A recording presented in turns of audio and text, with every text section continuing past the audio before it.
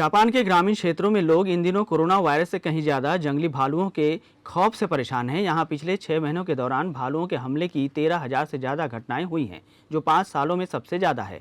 सितंबर से अब तक 65 लोग हमले में जान गंवा चुके हैं। भालू अब जंगल छोड़कर शहर का रुख करते हुए फसलों को बर्बाद भी कर रहे हैं। परेशान किसानों ने भालुओं से बचने का अनोखा तरीका ढूंढ लिया है। अब वे भालुओं को भगाने के लिए रोबोटिक भेड़िया का इस्तेमाल कर रहे हैं। सेंसर युक्त रोबोटिक भेड़िया चलता फिरता नहीं है, लेकिन इसकी गुर्राहट, इसकी लाल चमकदार आंखें और खुले हुए जबड़े को देखकर जंगली जानवर भी भाग खड़े होते हैं। अमेरिका में नवनिर्वाचित राष्ट्रपति जो बाइडेन ने अपनी कम्युनिकेशन यानी प्रेस टीम में सिर्फ महिलाओं को ही रखा है। ऐसा करने वाले वे पहले राष्ट्रपति हैं। कम्युनिकेशन की 7 सदस्यीय टीम का नेतृत्व केट बेडिंगफील्ड करेंगी। केट इसके पहले बाइडेन की चुनावी कैंपेन की डिप्टी कमीशन डायरेक्टर रह चुकी हैं। कोरोना वायरस के खिलाफ वैक्सीन अप्रूव हो जाए और बन भी जाए तो दुनिया की 7 अरब आबादी तक उन्हें पहुंचाना आसान नहीं होगा। यह एक बहुत बड़ी चुनौती होगी, जिसे पूरा करने के लिए 110 टन क्षमता वाले जंबो जेट्स के 8,000 फेरों की जरूरत होगी। 14 अरब डोज लोगों तक पहुंचाने का यह मिशन 2 साल तक चलेगा। वैक्सीन की डिलीवरी के लिए सिर्फ विमानों की जरूरत नहीं होगी, बल्कि कार, बस, ट्रक और यहाँ तक कि मोटरसाइकिल, साइकिल की मदद भी लेनी पड़ेगी। कुछ इलाकों में तो पैदल ही यह वैक्सीन लेकर जाना होगा। केंद्र सरकार के कृषि बिलों के खिलाफ दिल्ली की सीमाओं पर किसानों के आंदोलन का आज 6वां दिन है। सरकार ने किसानों को आज 3 बजे बातचीत के लिए बुलाया है। इस न्योते पर फैसला लेने के लिए सिंधु बॉर्डर पर किसानों की मीटिंग चल रही है। जम्मू कश्मीर के डिस्ट्रिक्ट डेवलपमेंट काउंसिल यानी डीडीसी के चुनाव के लिए आज दूसरे फेज की वोटिंग हो रही है। आज सुबह 7 बजे से शुरू हुई वोटिंग दोपहर 2 बजे तक चली। 28 नवंबर को पहले फेज में 51.76% वोटिंग हुई थी। आर्टिकल 370 हटने और केंद्र शासित राज्य बनने के बाद जम्मू कश्मीर में पहली बार कोई चुनाव हो रहे हैं। उत्तरी हवाएं सक्रिय होने से राजस्थान के एकमात्र हिल स्टेशन माउंट आबू में सर्दी का असर बना हुआ है। हालांकि सोमवार को मिनिमम टेम्परेचर 1 डिग्री बढ़कर 2 डिग्री पर पहुंच गया है, लेकिन सर्दी से राहत नहीं मिली। मैक्सिमम टेम्परेचर 25 डिग्री रिकॉर्ड किया गया है। सभ्यताओं के विकास के साथ साथ इंसान लगातार जानलेवा वायरसों का हमला झेलता रहा है।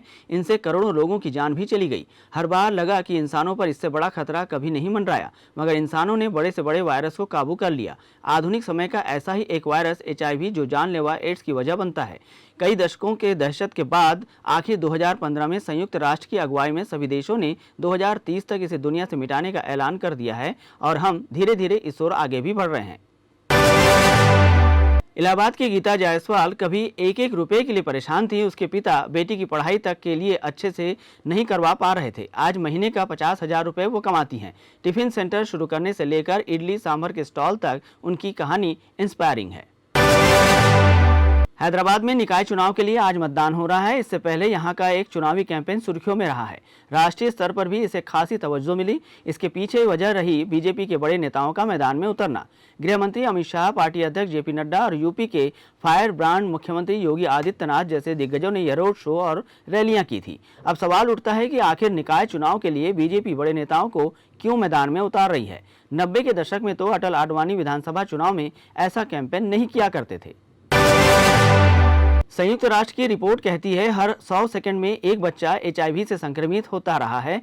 पिछले साल दुनिया भर में HIV से 3,20,000 बच्चे और टीनेजर संक्रमित हुए। इनमें से 1,10,000 बच्चों की मौत भी हुई। इसके बावजूद कोरोना काल में HIV के मरीजों के ट्रीटमेंट पर बुरा असर पड़ा है। मरीजों का ट्रीटमेंट छूटा और जाँच भी ठप हो गई है। ऑयल मार्केटिंग कंपनियों ने इस महीने भी LPG रसोई गैस सिलेंडरों की कीमतों में बदलाव नहीं किया है। दिल्ली में 14.2 किलोग्राम वाले गैर सब्सिडाइज्ड LPG सिलेंडर का दाम 594 रुपये स्थिर है। हालांकि 19 किलोग्राम वाले कॉमर्शियल गैस सिलेंडर की कीमतों में बढ़ोतरी हुई है। हालांकि दिल्ली में 19 किलोग्राम वाला गैस सिलेंडर 55 रुपये महंगा हो गया है। इस महीने 19 किलोग्राम वाले गैस सिलेंडर के दाम 56 रुपये तक बढ़े हैं। देश की राजधानी दिल्ली में 19 किलो वाले LPG गैस सिलेंडर की कीमत 1201 रुपये से बढ़कर 1256 रुपये पर आ गई है। मुंबई में 19 किलो वाले LPG गैस सिलेंडर की कीमत 1244 रुपये पर पहुंच गई है। इसके अलावा देश के अन्य शहरों में भी बढ़ोतरी की गई है। भारत में कोरोना काल में महिलाओं द्वारा संचालित किए जा रहे लघु उद्योगों को बुरी तरह से प्रभावित किया गया है। इससे सामाजिक और आर्थिक अंतर में तेजी से बढ़ोतरी हुई है। इस सर्वे के अनुसार महिलाओं के लिए सरकार, बैंक और अन्य फाइनेंशियल इंस्टीट्यूशंस को जेंडर सेंसिटिव पॉलिसी लागू करना चाहिए ताकि वे इस स्थिति से उबर सकें। यह survey global alliance for mass entrepreneurship और क्रेया यूनिवर्सिटी की लीड संस्था के माध्यम से हुआ है। सर्वे की शुरुआत मई 2020 में हुई, जो 2021 तक जनवरी में जारी रहेगा। इस संस्था ने जुलाई के अगस्त के बीच 1800 उद्योगों के डाटा का अध्ययन किया। सर्वे में दिल्ली, हरियाणा, पंजाब, उत्तर प्रदेश, तमिलनाडु, गुजरात, महाराष्ट्र और राजस्थान को शामिल किया गया है। दोस्तों से चैटिंग, वीडियो कॉल करना हो या फोन पर बिजनेस, आजकल हर काम के लिए व्हाट्सएप का इस्तेमाल किया जा रहा है। कंपनी भी यूजर्स की एंगेजमेंट बनाए रखने के लिए लगातार नए नए फीचर रोल आउट कर रही है। हालांकि अभी भी यूजर्स एक खास फीचर का बेसब्री से इंतजार कर रहे हैं, वो ही व्हाट्सएप का शेड्यूल मैसेज फीचर है। भले ही कंपनी ने इस फीचर को अभी तक ऐप में शामिल नहीं किया है, लेकिन तब तक कुछ भी और भी तरीके जानेंगे जिनके जरिए व्हाट्सएप पर किसी भी मैसेज को शेड्यूल किया जा सकता है। अगर आप किसी को 12 बजे बर्थडे विश करना चाहते हैं और फिर किसी मीटिंग से संबंधित मैसेज करना चाहते हैं, तो ये ट्रिक के लिए बड़े काम की साबित हो सकती है। बॉलीवुड स्टार शाहरुख खान ने अमेरिका क्रिकेट को बढ़ावा देने के लिए इन्वेस्ट करने का प्लान बनाया है। वे इंडियन प्रीमियर लीग यानी आईपीएल और कैरिबियन प्रीमियर लीग यानी सीपीएल के बाद अब यूएसए T20 लीग में दिखाई देंगे।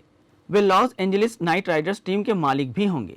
अमेरिका क्रिकेट एंटरप्राइजेस ने नाइट राइडर फ्रेंचाइजी के इन्वेस्ट करने की पुष्टि की है।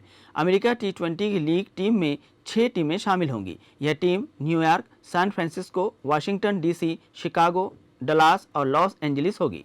सूत्रों के मुताबिक यह टूर्नामेंट 2022 में शुरू होगा। पाकिस्तान क्रिकेट बोर्ड ने वनडे, T20 टेस्ट टीम के कप्तान बाबर आजम पर लगे यौन शोषण के मामले में चुप्पी साध रखी है।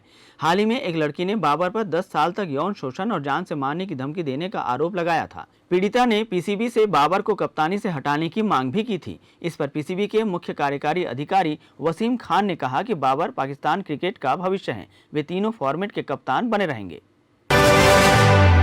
ट्रायल के नतीजों के ऐलान के साथ ही देश में कोरोना वैक्सीन पाने और उसकी दूसरी जगहों पर पहुंचाने की कवायद तेज हो गई है। एयरपोर्ट अथॉरिटी ऑफ इंडिया के महाप्रबंधक जेबी सिंह ने बताया कि हमारे सभी एयरपोर्ट पूरी तरह से तैयार हैं। सरकार से जैसे ही निर्देश मिलता है, हम वैक्सीन लॉजिस्टिक का काम शुरू कर देंगे। दिल्ली एयरपोर्ट पर प्रबंधन देखने वाले डायल के पीआरओ सर्वोत्तम ने बताया कि वह भी पूरी तरह तैयार हैं। उनके पास करीब 1.5 lakh metric ton cold chain storage की क्षमता है। जम्मू कश्मीर पीपुल्स कॉन्फ्रेंस के नेता और पूर्व जेएनयू छात्र नेता शेहला रशीद पर उनके पिता अब्दुल रशीद शेरा ने गंभीर आरोप लगाया है। उन्होंने आरोप लगाते हुए कहा कि शेहला को देश विरोधी एक्टिविटी के लिए बाहरी देशों से फंडिंग आती है। उन्होंने इस संबंध में जम्मू कश्मीर के डीजीपी को लिखित शिकायत कर जांच की मांग की है। केंद्रीय स्वास्थ्य मंत्री डॉक्टर हर्षवर्धन ने कहा कि अगले साल जुलाई अगस्त तक देश के 25 से 30 करोड़ लोगों तक वैक्सीन पहुंच जाएगी। इसी के अनुसार सरकार तैयारी कर रही है। डॉक्टर हर्षवर्धन ने कहा कि सरकार जल्द से जल्द वैक्सीन हर व्यक्ति तक पहुंचाने की कोशिश करेगी। उन्होंने कहा कि वैक्सीन जब तक नहीं है तब तक सभी को कोविड प्रोटोकॉल का पालन करना ही होगा। मास्क पहने और सोशल डिस्टेंसिंग का पालन जरूर करें। वैक्सीन आने के बाद भी यह सावधानी बरतनी होगी, तभी कोरोना को पूरी तरह से खत्म किया जा सकेगा। शंघाई कोऑपरेशन ऑर्गेनाइजेशन में भारत ने आतंकवाद पर चिंता जाहिर की है। मीट को संबोधित करते हुए उपराष्ट्रपति वेंकैया नायडू ने कहा कि क्रॉस बॉर्डर टेररिज्म यानी सीमा पर आतंकवाद हमारे सामने सबसे बड़ी चुनौती है। उन्होंने कहा कि भारत हर तरह के आतंकवाद की निंदा करता है, लेकिन हम विशेष रूप से उन देशों के बारे में चिंतित हैं जिनकी नीतियों के जरिए आतंकवादी लाभ उठाते हैं। रिलायंस कैपिटल ने 624 करोड़ 61 लाख रुपए के टर्म लोन के बजाय भुगतान पर डिफॉल्ट किया है। शेयर बाजारों को दी गई सूचना में कंपनी ने कहा कि 523 करोड़ 98 लाख रुपए का term loan housing development finance corporation यानी HDFC को मिला था, जबकि 100 करोड़ 63 लाख रुपए का टर्म लोन एक्सिस बैंक से मिला था। छत्तीसगढ़ सरकार ने बेरोजगार इंजीनियर युवाओं को लेकर बड़ा फैसला किया है। डिप्लोमा और स्नातक इंजीनियरों को सरकारी ठेकों में अनिवार्य रूप से नौकरी देनी होगी। वहीं स्वरोजगार के विकल्प भी मौजूद रहेंगे। इस संबंध में मुख्यमंत्री भूपेश बघेल ने मुख्य सचिव को निर्देश जारी कर दिया है। साथ ही ई श्रेणी पंजीयन प्रणाली को राज्य सरकार के सभी विभागों में लागू कर दिया गया है। छत्तीसगढ़ में न्यूनतम समर्थन मूल्य पर धान खरीदी का महाअभियान आज से शुरू हो चुका है। इसकी निगरानी सीधे राजधानी से होगी।